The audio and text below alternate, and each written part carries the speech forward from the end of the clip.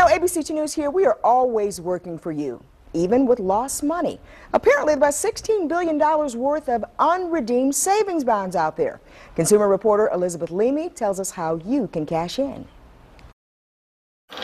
Bonds of freedom, that's what I'm selling, any bonds today.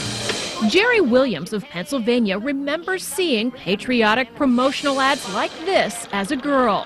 Today. So when she became a young working woman, she started buying savings bonds. It was like an old-fashioned 401k.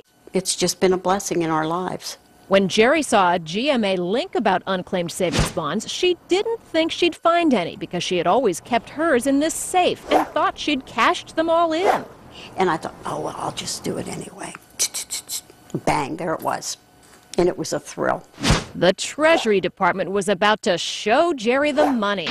You don't think even for one moment I'd force you or anyone to buy savings bonds?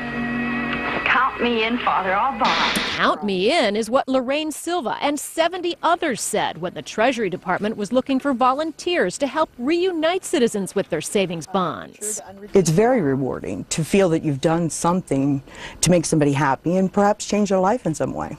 In some cases, bonds are so old that workers have to search microfilm archives for documentation.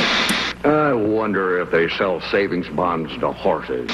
The government's savings bond push was such a success that it takes 1 million microfilm reels in a room the length of a football field to hold all of the records. Sure enough, some of those records were Jerry's. Hello, Geraldine.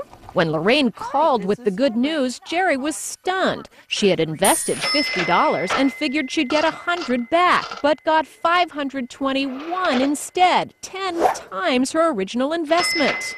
And I thought, I'm just going to plant flowers. $500? $500 worth of flowers. I'm just planting them. That would make a beautiful ending to the story, but there's more. I suggested Jerry search for savings bonds in her husband's name. So I did that. Pop. Here's John's. What do you think of that? I got to thank you for that. And then, while we were at Jerry's house, she found still more unredeemed savings bonds for her daughter. You found another one for Becky? Come here, Becky. Hold on a minute. Becky now continues the tradition, buying savings bonds for her son. It'll be exciting to see if, my son actually ever has the same excitement. Lost money that's found. In the end, the Williams received checks for a total of $924. Hey, how about that, huh?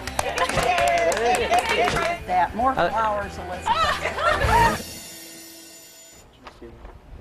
And if you want to know if the state owes you some money, all you have to do is go to our website, abc2news.com. In our Spotlight section, you can click on the Unclaimed Fund story. It has a link where you can search to see if you have money that is coming your way.